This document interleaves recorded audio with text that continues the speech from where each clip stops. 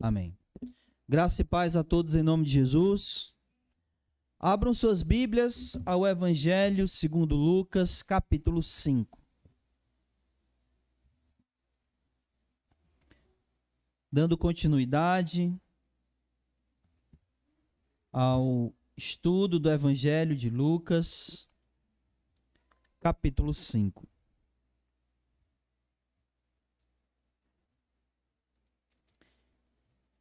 Iniciando o capítulo 5, hoje estaremos lendo a partir do versículo 1. Evangelho segundo Lucas, capítulo 5, a partir do versículo 1. Se você achou, diga amém. Diz assim, versículo 1. Certa vez, às margens do lago de Genezaré, quando a multidão se comprimia junto a Jesus para ouvir a palavra de Deus, ele viu 2 barcos junto à praia do lago. Os pescadores haviam desembarcado e estavam lavando as redes. Entrando ele num dos barcos, que era o de Simão, pediu-lhe que o afastasse um pouco da terra. E sentando-se do barco, ensinava as multidões. Quando acabou de falar, disse a Simão: vai para dentro do lago e lançai as vossas redes para a pesca. Simão disse: mestre, trabalhamos a noite toda e nada pescamos, mas por causa da tua palavra lançarei as redes. Feito isso, apanharam uma grande quantidade de peixes, tantos que as redes começaram a se romper. Acenaram então aos companheiros que estavam no outro barco para virem ajudá-los. Eles foram e encheram ambos os barcos, tanto que quase iam a pique. Ao ver isso, Simão Pedro prostrou-se aos pés de Jesus, dizendo: afasta-te de mim, Senhor, porque sou um homem pecador. Pois, com a pesca que havia feito, a admiração tomara conta dele e de todos os que o acompanhavam, bem como de Tiago e João, filhos de Zebedeu, que eram sócios de Simão. Jesus disse a Simão: não temas, de agora em diante serás pescador de homens. E depois de levar os barcos para a terra, eles deixaram tudo e o seguiram. Quando ele estava numa das cidades, apareceu um homem tomado pela lepra, que vendo Jesus, prostrou-se com o rosto em terra e suplicou-lhe: Senhor, se quiseres, pode purificar-me. Jesus estendeu a mão e o tocou, dizendo: quero, fica purificado. No mesmo instante, a lepra desapareceu.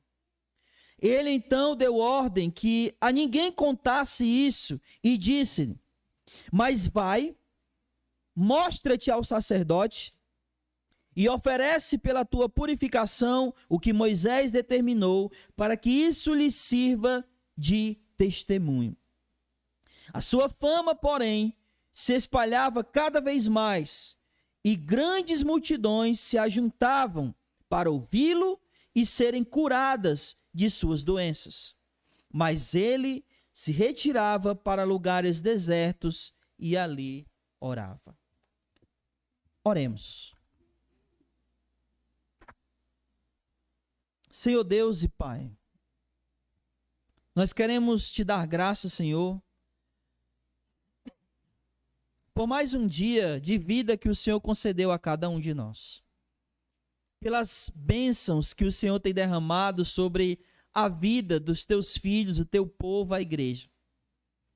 Te agradecemos, Senhor, porque nós reconhecemos o quanto o Senhor tem feito por nós, o quanto o Senhor tem trabalhado em nossas vidas e não tem deixado faltar o pão em nossas mesas. Quantas vezes o Senhor tem nos livrado, Senhor? Mesmo aquelas vezes das quais nós nem ficamos tendo conhecimento do teu livramento, mas ainda assim o Senhor nos livra. Pelas bênçãos derramadas sobre as nossas famílias, sobre o trabalho, o emprego de cada um, os nossos filhos, o cônjuge, Senhor, que o Senhor tenha abençoado. Pai, em nome de Jesus, muito obrigado, porque o Senhor é bom e a tua misericórdia dura para sempre. Nós te pedimos nesse momento aqui de culto de doutrina, culto de ensino, onde a gente já cantou louvores, ó Deus, que do fundo do nosso coração esperamos que tenham sido agradáveis a Ti. Mas agora é chegado o momento onde a Tua palavra, ó Deus, foi lida, ela vai ser explicada. E te pedimos que ela penetre profundamente em nosso coração. Mas para que isso aconteça, prepara o nosso coração, nos iluminando pelo Teu Santo Espírito, para que uma vez iluminados, o nosso coração seja preparado. E assim venhamos compreender a Tua palavra e guardá-la no mais íntimo do nosso ser. Esse é o nosso pedido. E que a Tua palavra seja pregada com fidelidade. E para isso, eu rogo ao Senhor que use, Senhor, o Teu servo, que tem suas falhas, que tem suas limitações. Mas a Tua palavra, Deus, é poderosa. E é nela, Senhor, que nós cremos. O que eu te rogo é que eu seja apenas um instrumento, Senhor, em Tuas mãos, para que o Senhor faça conforme a Tua vontade e a Tua palavra venha assim ser anunciada ao coração do Teu povo. Em nome de Jesus, nele te bendizemos, nele oramos e nele agradecemos, hoje e sempre. Amém, Senhor. Meus amados, nós chegamos aqui nesse ponto onde Lucas parece que ele meio que deu uma parada no que ele estava falando, porque ele estava falando aqui sobre o início do ministério de Jesus, e o que tinha acontecido aqui é que Jesus tinha curado o endemoniado, ele curou a sogra de Pedro, ele operou vários milagres, e aí parece que Lucas, é como se ele tivesse lembrado de que ele está contando que Jesus iniciou o ministério dele, e já está até falando sobre a sogra de Pedro, mas ele não falou como Jesus conheceu a Pedro. Ele não falou como Jesus, ele chama os seus primeiros discípulos. E aí parece que Lucas dá uma parada ali no relato do ministério de Jesus, daquilo que ele estava realizando, os milagres, a expulsão de demônio, enfim. E aí ele vai contar como foi que aconteceu esse primeiro chamado dos primeiros discípulos de Jesus. E ele vai dizer quando, como e qual o objetivo, ou com qual objetivo, ele vai chamar os seus primeiros discípulos. E para isso, ele conta 3 relatos aqui. Lucas vai contar 3 relatos. E aí pode passar, Heber. O primeiro relato aqui é sobre a pesca maravilhosa, que eu acredito que a gente já deve ter ouvido sobre essa pesca quantas vezes em nossas vidas? Pelo menos umas 100. Se a gente colocar aí entre leitura desse texto, né, e pregações que a gente já ouviu nesse texto, por baixo aí umas 100 vezes a gente já viu falar desse texto aí, né? Por baixo aí 100 vezes.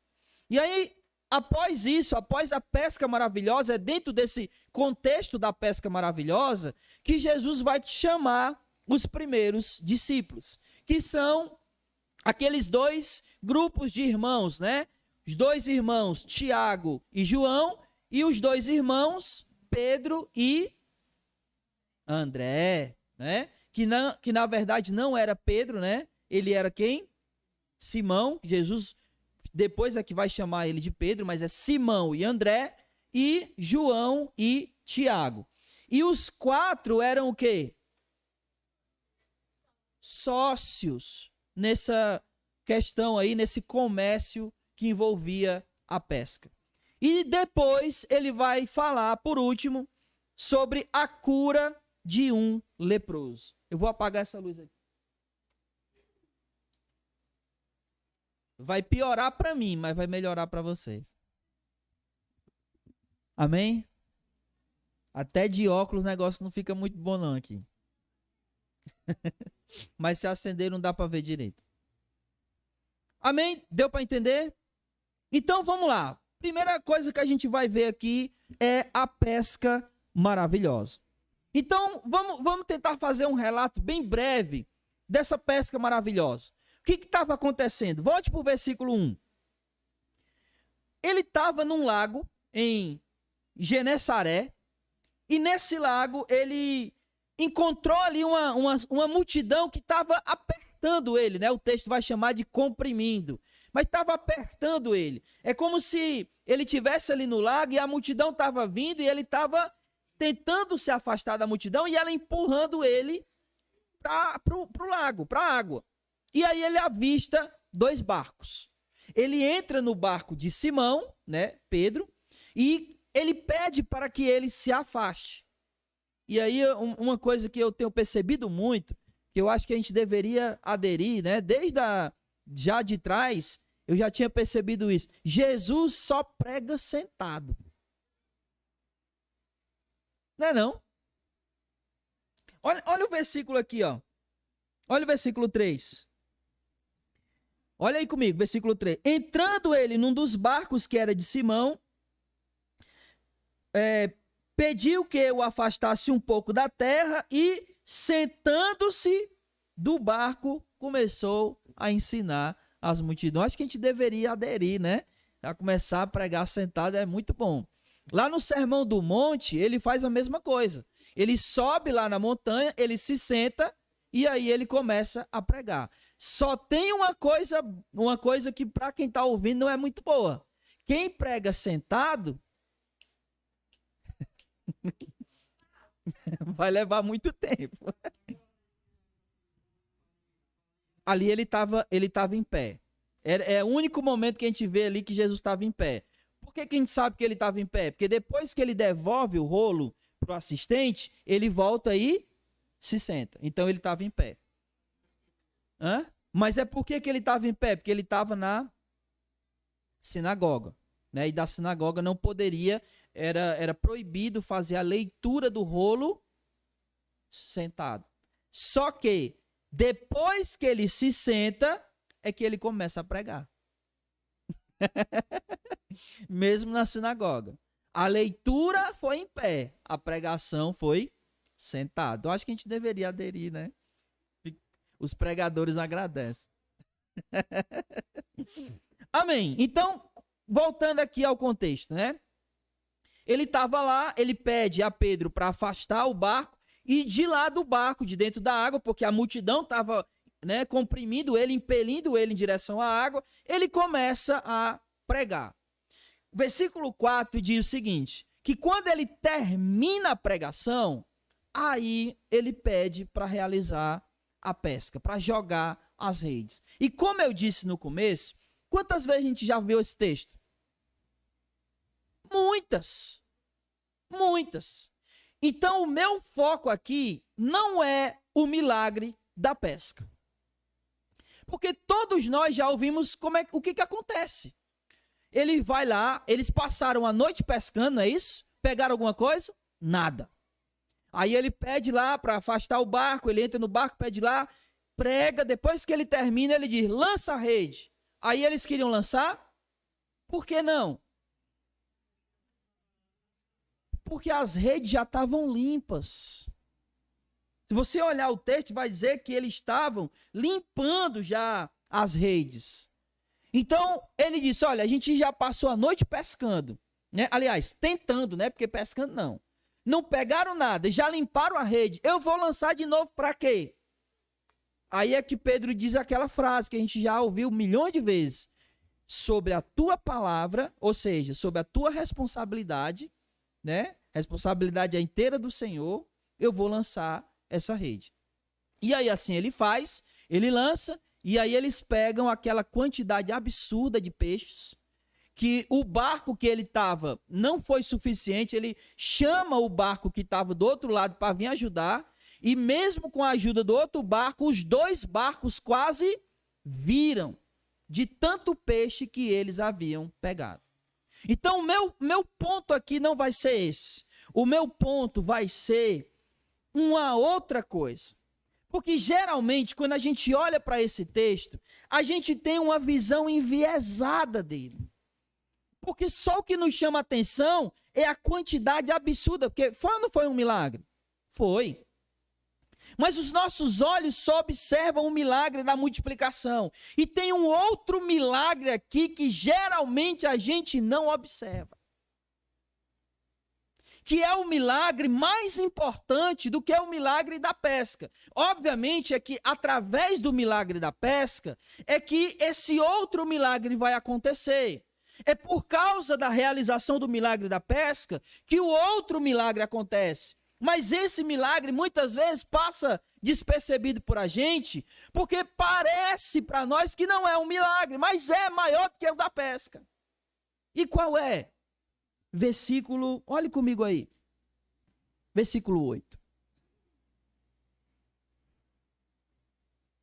Ao ver isso, ao ver o quê? A pesca, né? Ao ver a pesca. Ao ver isso, Simão Pedro prostrou-se aos pés de Jesus, dizendo: afasta-te de mim, Senhor, porque sou um homem pecador. E eis o milagre mais importante daqui. Porque Pedro, quando ele viu o milagre da pesca, aconteceram duas coisas com ele. A primeira coisa que acontece com Pedro é que ele se prostra. Olha só, o início aqui do versículo 8. Ele se prostra aos pés de Jesus. E ninguém se prostra aos pés de outra pessoa se você não reconhece que essa pessoa é superior a você. Tem uma autoridade sobre você. E que no caso aqui não era qualquer autoridade, não era meramente uma figura importante, mas era alguém que havia acabado de realizar um milagre. E Pedro olha para Jesus e automaticamente, ao perceber o que havia acontecido, ele reconhece Jesus, ele reconhece o senhorio de Jesus, ele percebe que Jesus só pode ser alguém que é um senhor, porque os peixes obedeceram a Jesus. Então ele olha e ele se prostra a Jesus, ele se rende a Jesus. Ele olha para Jesus e toda a vida dele agora está submetida àquele homem, àquele Senhor que acabara de realizar um milagre. Então, provavelmente, o coração de Pedro aqui começa a se quebrantar. Um pescador, um homem provavelmente de hábitos mais rudes, mas que naquela hora, ao ver o milagre, o coração se rompe, o coração se quebra e ele se rende a Jesus. E esse é um milagre maior do que qualquer multidão de peixes que eles poderiam ter pescado. O milagre de um coração que se rende a Jesus. Um coração duro, um coração muitas vezes que talvez andou longe, mas quando olha para Jesus, percebe exatamente quem está ali diante dele e se rende, e se prostra. Esse é o maior milagre de todos. Pau ímpar para vocês dois.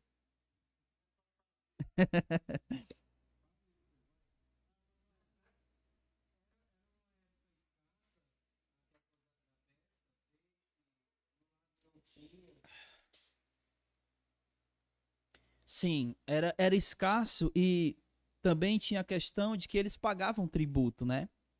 Então, muito do que eles pescavam nem ficava com eles. Ou eles vendiam e o dinheiro eles pagavam Roma, ou até mesmo a própria mercadoria poderia ser apreendida. E realmente era escasso.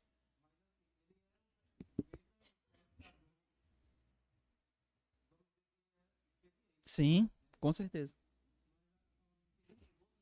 Nada, nada. Não pegaram nada a noite inteira. Nada. Eu creio que o milagre aqui é maior do que o que a gente pode pensar. Porque vocês lembram que Jesus, ele multiplicou o quê? Pães e peixes. É provável que ele tenha feito a mesma coisa aqui. Não tinha peixes nessa quantidade. Provavelmente tinha peixes, mas não nessa quantidade. E houve aqui uma multiplicação dos, talvez, mirrados peixes que ali tivessem. Sim. Exatamente.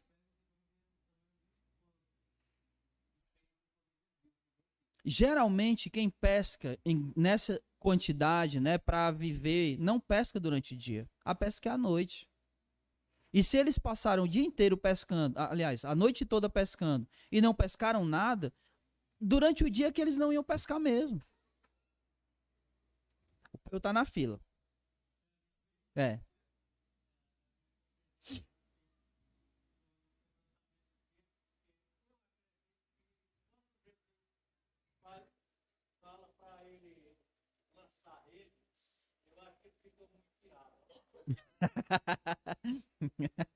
Sim.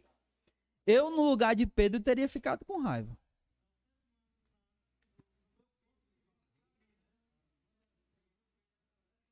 Não, e o pior, ele esperou lavar as redes.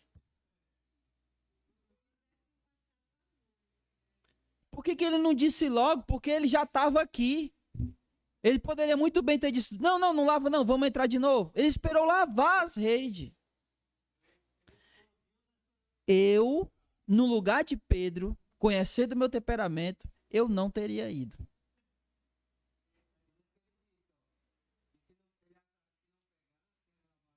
É você. Eu, sob a tua palavra, eu vou mandar.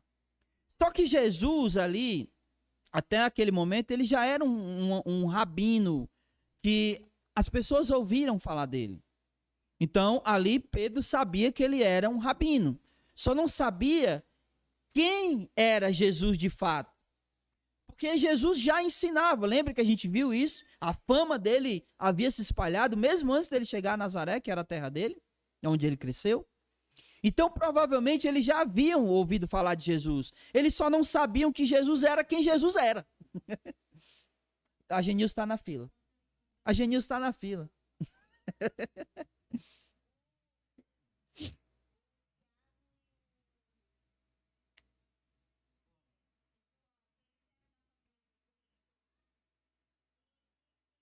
Não.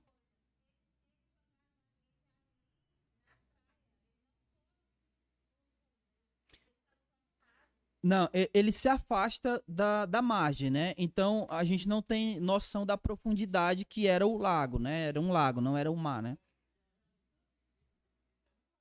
É um lago, é. É um lago, não é o mar. Então ele se afasta um pouco, provavelmente numa profundidade que tinha peixes. E não, eles não eram da família de Jesus.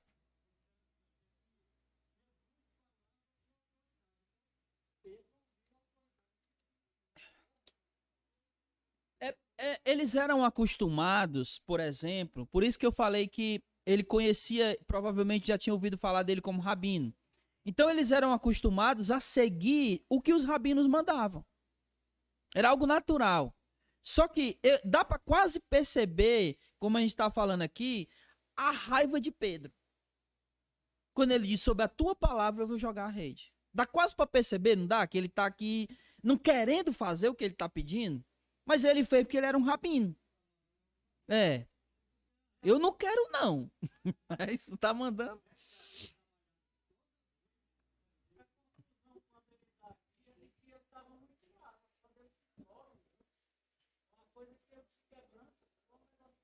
Sim.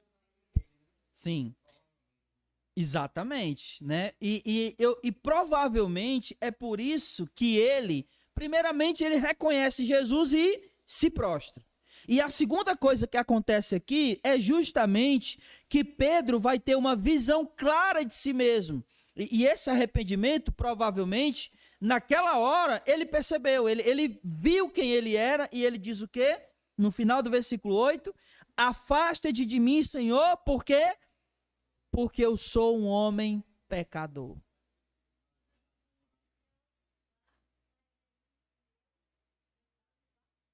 Sim, porque ali ele já estava escolhendo ele como discípulo.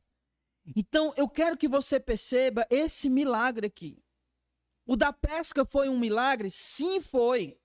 Mas como consequência desse milagre da pesca, outro milagre maior aconteceu. Pedro reconhece Jesus e Pedro tem uma visão clara de quem ele é, um pecador. Só que Pedro estava errado numa coisa. Em quê? Afasta-te de mim porque eu sou pecador. É o oposto. É o oposto. A gente vai falar disso mais na frente. Mas ele estava errado, porque o pecador não tem que se afastar de Jesus. Se ele é pecador, é aí que ele tem que se chegar a Jesus. Então Pedro, ele reconhece Jesus, ele reconhece a si mesmo, mas ele toma uma postura totalmente equivocada, de querer que Jesus se afaste dele, porque ele é pecador. Óbvio, ele não tinha má intenção aqui, claro que não. Ele estava na melhor das intenções, mas até as melhores das intenções podem ser equivocadas. Sim. Porque, na verdade, essa era a ideia dos judeus. Jesus não, por exemplo, quando ele entrou na casa de Mateus, e só tinha pecador lá, o que os fariseus disseram? Ele come e bebe com pecadores. Quando ele entra na casa de um outro homem lá, de uma outra autoridade, que vem uma mulher que é prostituta e começa a chorar e lavar os pés de Jesus com lágrimas e enxugar com os cabelos, o que ele pensa? Ele nem fala, ele pensa. Se ele fosse realmente um profeta, ele saberia quem essa mulher é e ele não permitiria que ela tocasse nele. E aí Jesus, conhecendo os pensamentos dele, diz: olha, desde que eu cheguei nessa casa, que eu entrei na tua casa, tu não me deu água para lavar os pés. E ela não para de lavar os pés com lágrimas. Tu não me deu uma toalha para enxugar os pés. E ela não para de enxugar os meus pés com seus cabelos. Então eles tinham essa ideia que o pecador não podia se aproximar de quem era santo e puro. E aí Pedro toma essa... fala essa coisa, esse pensamento dele aqui, que é equivocado, que é enganado. Afasta-te de mim, Senhor, porque sou pecador. Mas, meus irmãos, eu digo já, eu deixo já tu falar, Gênesis. Tu fala demais. Geralmente, essa é nossa postura quando a gente peca. Quando nós pecamos, é como se a gente dissesse para Jesus: afaste-te de mim, Senhor, porque eu sou pecador. Quando na verdade deve ser o contrário. Quando a gente peca, é aí que a gente precisa do Senhor. É nesse momento. A gente se esconde como Adão. Quando na verdade essa natureza adâmica, ela precisa morrer. E a gente precisa fazer ela morrer, porque quando a gente pecar, a gente não pode mais ter o pensamento de Adão, de fugir. A gente precisa ir até o Senhor para ser perdoado. E a gente vai já falar mais sobre isso. Mas aqui, meus irmãos, aqui, Pedro toma essa postura equivocada. E é exatamente dentro dessa postura equivocada que Jesus escolhe os seus primeiros discípulos. Olha que coisa maluca, né? Pedro diz: afasta-te de mim, e Jesus está chamando ele para ser discípulo. Ele disse: afaste de mim porque eu sou pecador. E aí Jesus responde ele da seguinte maneira, né? Porque todo mundo, versículo 9, ó, todo mundo ficou admirado. João, Tiago, Pedro, todos que estavam lá e que presenciaram o milagre da pesca, ficaram maravilhados. Pedro é o único que reconhece Jesus como Senhor, se prostra, se rende e diz: olha, afaste de mim porque eu sou pecador. Reconhece o pecado dele. tem uma visão clara de quem ele é. Mas olha o que Jesus diz no versículo 10. Jesus disse, lá na metade do versículo 10, Jesus disse a Simão, porque ele tinha dito, afaste-te de mim, não é isso? E aí Jesus vai dizer para ele, não temas, porque de agora em diante serás pescador de homens. Ele disse, afasta-te de mim, e Jesus disse, vou te fazer pescador de homens. Eu quero que você entenda uma coisa. O que Jesus está dizendo aqui para ele nesse momento? Um judeu, ele não tinha uma perspectiva que não fosse a dos seus pais. Como assim? Vou explicar. Pedro era o quê? Profissionalmente. Ele era o quê? Por que Pedro era pescador? Porque provavelmente o pai dele era pescador. Então, geralmente, os filhos, eles acabavam herdando a profissão dos seus pais. Jesus, ele era carpinteiro, por quê? Porque José era carpinteiro. Então, a perspectiva de Pedro aqui, de vida, era o quê? Fazer o quê pro resto da vida? Pescar. E Jesus está mudando a perspectiva de vida de Pedro. Onde agora ele não mais vai seguir os passos do seu pai. Agora ele vai seguir os passos de quem? De Jesus. Você não vai mais ser pescador. Você agora vai pescar homens. Ele muda a perspectiva aqui de Pedro. Muda radicalmente. Porque a única perspectiva de Pedro era seguir os passos do Pai. E Jesus está chamando ele para seguir os passos de Jesus. E aqui, meu irmão, a gente tem uma lição muito grande para nós. Porque às vezes as pessoas dizem, não, eu sou católico, eu sou de religião A, de religião B, porque meu pai, porque minha mãe. Não importa se seu pai ou sua mãe serviam ou não a Jesus. O que importa é que Jesus chama você para seguir os passos dele. E se você não tinha essa perspectiva de vida, de seguir os passos de Jesus, ele muda essa perspectiva. Você agora vai viver para ele, seguindo os passos dele. Pescando vidas para ele, homens, almas, pescadores de pessoas. Se essa não era a nossa perspectiva, a partir de Jesus agora tem que ser. Porque eles não tinham essa perspectiva e Jesus muda toda a perspectiva que eles tinham de vida para o futuro. E aí olha o versículo 11. E depois de levar os barcos para a terra, o que eles fizeram? Deixaram tudo e seguiram a Jesus. Eles entregaram as suas vidas de maneira completa, total e radicalmente. Não ficou nenhum resquício da vida antiga. Nada. Tudo foi abandonado. Isso aqui é algo para todos nós meditarmos. Quais são as coisas da nossa vida antiga que a gente ainda se agarra a elas?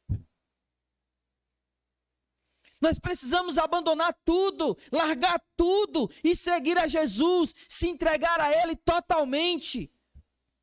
Se entregar a Ele, como a gente costuma dizer, né, de corpo e alma. Abandonar as nossas práticas antigas, seja elas quais forem, porque Jesus quer que a gente abandone tudo e siga a Ele. Porque Ele muda a nossa perspectiva de vida. Amém, meus irmãos? Jesus muda a nossa perspectiva. E aí, Lucas, ele é muito metódico. Ele tem um método muito, sabe, padrãozinho para escrever o evangelho. E é por isso que eu creio que Lucas não escreveu nada do que ele escreveu à toa. Então, quando ele coloca logo após aqui, porque parece, a gente não prestar bem atenção, parece que ele quebrou aqui, né? Ele vai falar agora do leproso, né? A cura do leproso. Jesus fez a pesca maravilhosa, Jesus chamou os primeiros discípulos, e aí agora Lucas vai falar de um leproso. Só que, como eu disse, Lucas é muito metódico para que ele tenha colocado essa situação do leproso logo após Jesus ter chamado Pedro, e que isso seja algo que foi coincidência. Não foi. Não foi. Porque olhe só o versículo 12. Quando ele estava numa das cidades, apareceu um homem tomado pela lepra, que vendo Jesus, fez o quê? Prostrou-se com o rosto em terra. Quem é que tinha acabado de fazer isso? Pedro. Ainda bem que eu não deixei.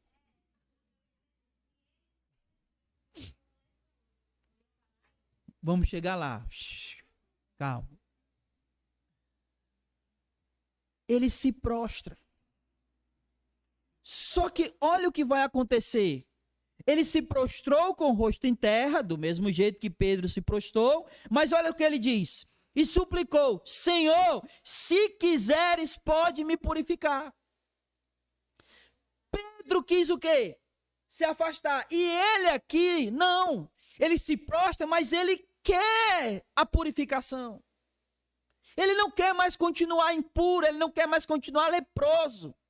Ele se prostra a Jesus, reconhece Jesus do mesmo jeito que Pedro reconheceu.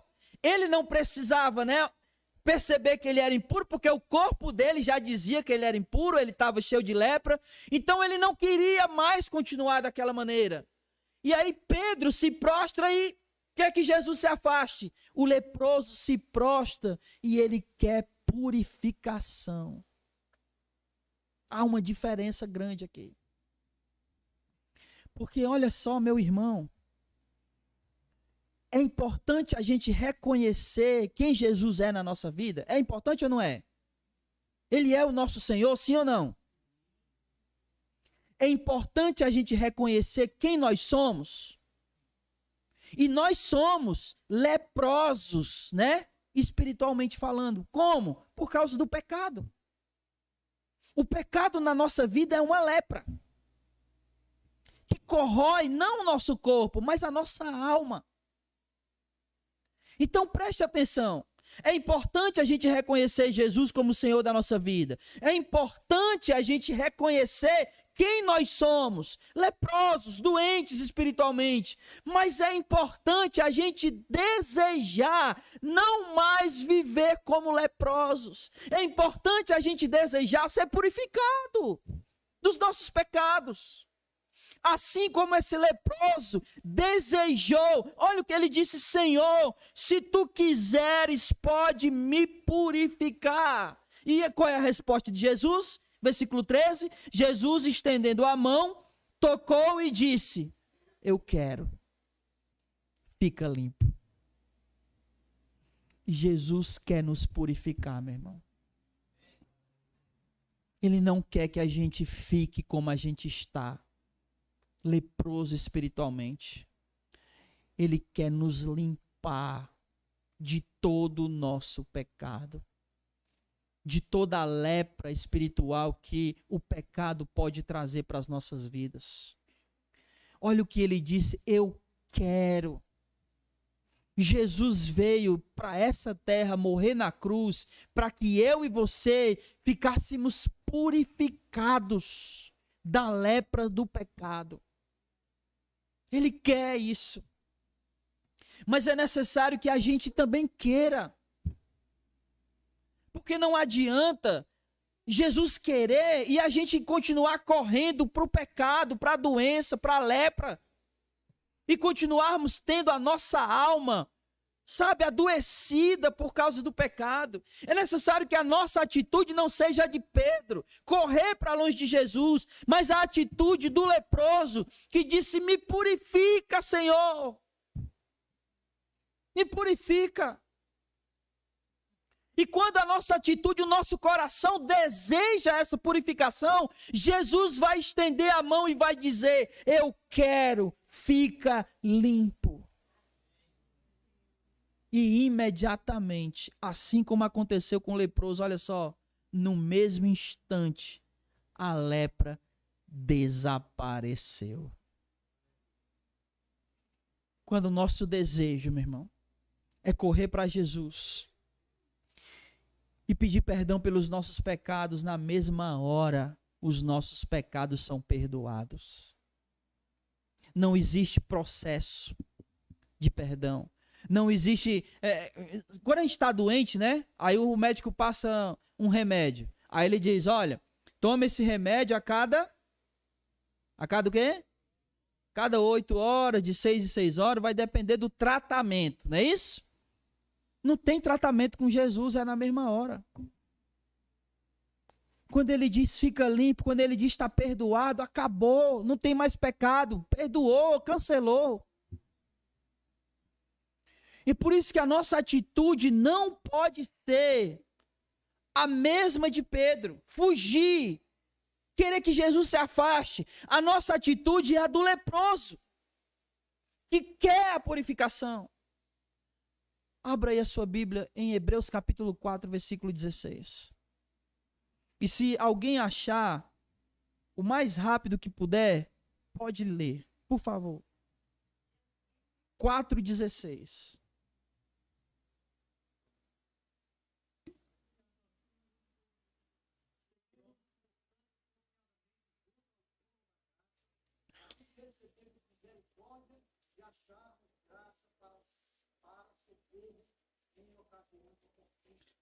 Olha o que ele está dizendo. Corramos ou nos acheguemos confiadamente ao trono da graça. Ou seja, venhamos na presença de Deus com confiança que iremos receber o quê? Misericórdia e graça.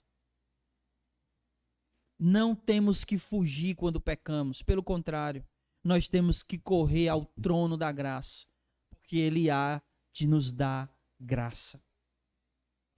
1 João, capítulo 1, versículo 9, ele diz: se confessarmos os nossos pecados a Deus, Ele é fiel e justo para nos perdoar de todo pecado e nos purificar de toda injustiça.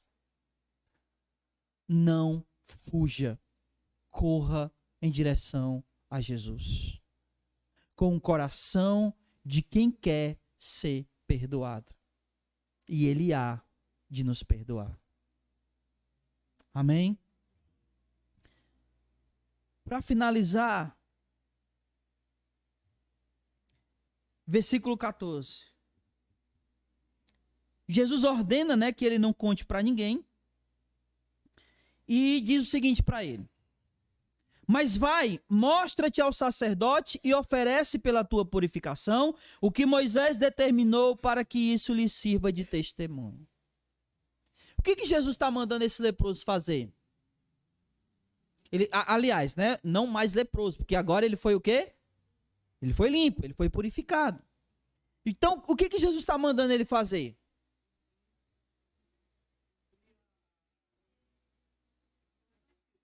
Cumprir a lei. Ok? Jesus está mandando ele cumprir a lei. E esse cumprimento da lei iria servir como testemunho. Preste atenção. Quando Jesus nos perdoa, o testemunho de que nós fomos perdoados é que nós queremos cumprir a lei de Jesus. Você entendeu isso? Se nós verdadeiramente queremos ser limpos, nós iremos desejar cumprir a lei de Deus. Cumprir a lei de Deus é o testemunho de que Ele verdadeiramente nos purificou e nos perdoou. Caso contrário, a gente ainda está nos nossos pecados. Porque o nosso coração precisa desejar cumprir a vontade de Deus. E aí, obviamente, né, ele vai, e aí o texto vai dizer no versículo 15, que a fama de Jesus se espalha, e aí grande multidão sempre vinha até ele, se juntava a ele para ouvir ele pregar e também para ser curado. Mas Jesus se retirava para lugares desertos e ali orava. Uma das coisas que a gente falou no último encontro de homens é que não existiu ninguém nessa terra que fosse mais ocupado do que Jesus. É ou não? Multidões vinham para ser curados por ele. Multidões vinham para ouvi-lo pregar. E mesmo com todas as tarefas que ele tinha para desempenhar, ele se retirava e orava. O que isso significa? Que não há desculpa para nós, para não orar. Nós não somos mais ocupados do que Jesus.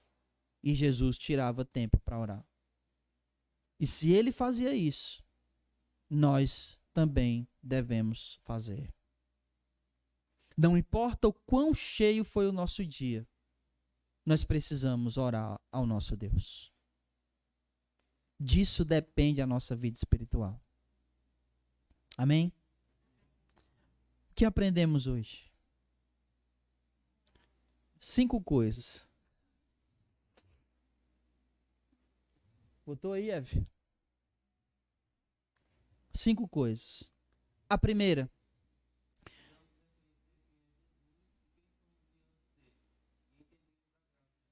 Amém. Nós precisamos reconhecer Jesus. E reconhecê-lo é importante. Nós precisamos reconhecer quem nós somos diante de Jesus. Mas nós precisamos entender a graça. E quando a gente entende a graça, a gente entende que não é fugindo dele a solução. A solução é se achegar ao trono da graça e receber graça. 2.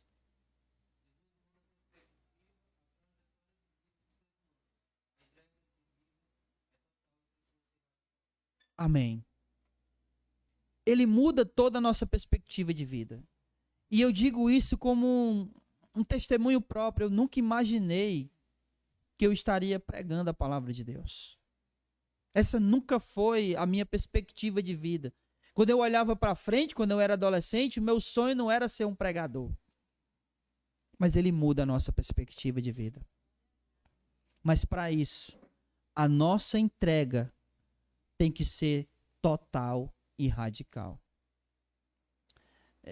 Eu não sei se você conhece a história do prego na parede. Você conhece a história do prego na parede? É bem antiga, é só para ilustrar que a nossa entrega precisa ser total. O prego na parede é o seguinte: o cara vendeu uma casa e ele disse o seguinte: olha, eu estou lhe vendendo a casa, mas esse prego é a única coisa da casa que é minha. Você não pode arrancar, você não pode tirar ele. A casa é sua, mas o prego é meu. Aí o cara que estava comprando a casa, um prego, quer um prego? Nada, eu compro. E comprou a casa. Aí, certo dia, o cara veio, o prego era de quem? Dele. Então ele veio e pendurou uma carne estragada no prego. E aí aquela carne apodreceu toda a casa. Mas o dono da casa não podia mexer. Por quê? Porque o prego não era dele.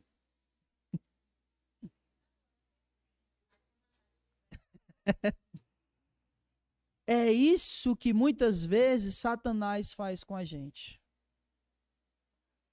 A gente diz que entrega a casa, o coração para Jesus, mas ainda fica um prego. Que ele pendura coisas que apodrecem toda a casa. Ou a gente tem toda a casa entregue a Jesus, ou um preguinho que seja, vai contaminar a casa inteira. A vida precisa ser entregue total e radical. Amém? Não deixe pregos. Entregue tudo. 3.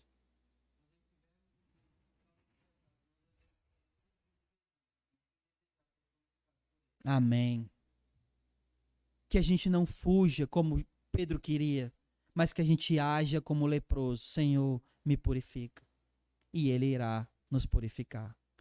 Sabe por quê? Porque ele mesmo disse, eu quero, fica limpo. O desejo do Senhor é nos purificar. 4.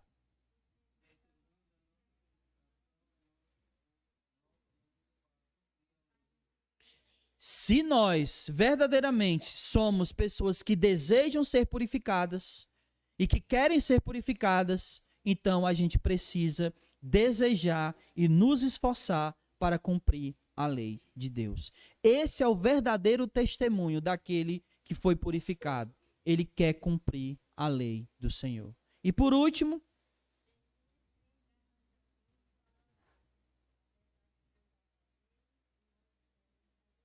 amém. Se Jesus, que era muito mais ocupado do que nós, arrumava tempo para orar, então não é desculpa nossa dizer, eu não tenho tempo. Tem. Tempo você tem. Você não tem é vontade. Que nós possamos agir como o leproso e como Jesus. Amém? Fique de pé e vamos orar.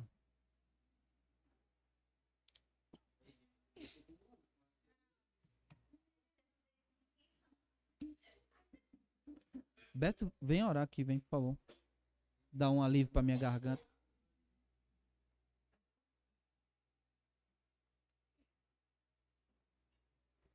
Amém. Senhor Deus e Pai, Deus maravilhoso, obrigado, Senhor Deus, por essa palavra, por esse ensino, Senhor Deus, que nós possamos estar de coração aberto, de mente aberta, Senhor Deus, para esses estudos, para aprender mais de Ti, Senhor Deus, para que nós possamos ser mais contigo. Obrigado, Pai Santo. Que o Senhor possa estar nos abençoando grandiosamente, Senhor Deus. Em nome de Cristo Jesus, eu te peço, Senhor Deus, nos leve para nossas casas em paz. Nos proteja, Senhor Deus, desse mundo mau, desse homem mau, Senhor Deus. Que nós possamos estar sempre contigo. E em nome de Cristo Jesus, eu te agradeço, Pai Santo. Amém, Senhor Deus. Glória a Deus. Vamos em paz, que o Senhor nos abençoe e não saia sem cumprimentar o irmão com a paz do Senhor. Amém.